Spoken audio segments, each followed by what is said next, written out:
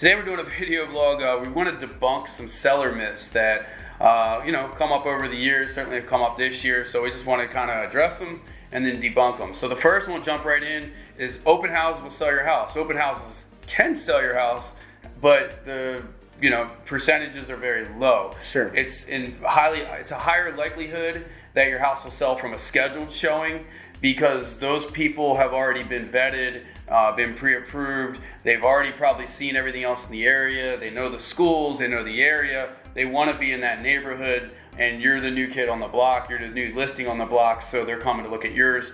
Open houses are a great strategy for getting people through the door, especially if you're struggling with showings or you've been in the house or you've been on the market for a long time. But again, you're inviting people into your house. You don't even know if they're pre-approved or if they can afford the house.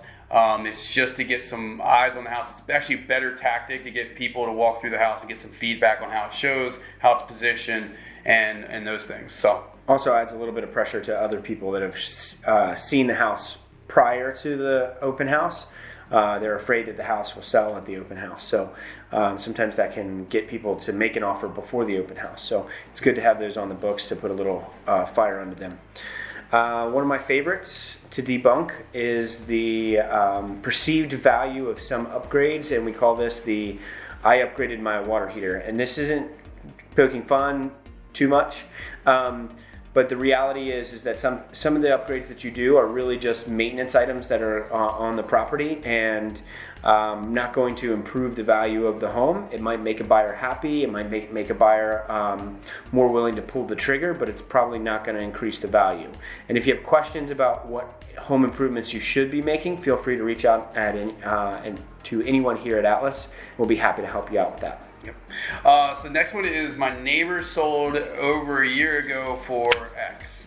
I hear this a lot, and while that's true and it's fact, and it may have some relevance, it's not something that we want to base where we position you off of. And the reason being is that the markets change seasonally, they change year over year. We could be in a completely different market a year from now, or the market a year ago could be a completely different place. The more recent a sale, more recent a home's been under contract, the more relevant it is to your situation. Not to mention, appraisers only ever go back 6 months, most of the time. Sometimes they go back a little longer, but most of the time they go back 6 months. You got to sell this house twice. You got to sell it to a buyer, and unless they're paying cash, you got to sell it to an appraiser, so to speak. So want to make sure we're using more relevant to today's sales. Right. Next one we hear is that more marketing means more buyers willing to pay my price.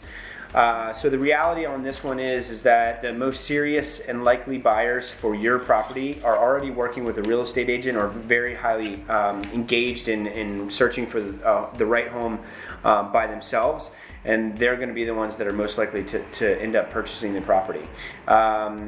By all means, a good real estate company is going to go above and beyond that to expose the property to as many people as possible, but doesn't necessarily mean that more marketing means more buyers willing to pay your price. You still have to position the home correctly in condition and price and in accordance with the location. So it just doesn't, more marketing dollars doesn't necessarily mean it's going to sell. Price still got to be in alignment. Price is king. Price is the number one function of marketing. Yep. The next one is, why do I need to substantially improve my house? It'll sell no matter what. I would say the caveat with that one is it just depends on what your expectation of the price is. So if your house needs a substantial amount of work or updating, as long as you have the right expectation as to what that price point would be, no, you don't have to update it. But the price has got to be in alignment with the condition and the location. So no, I mean, it's not always just slapping it on the market. I don't have to improve it.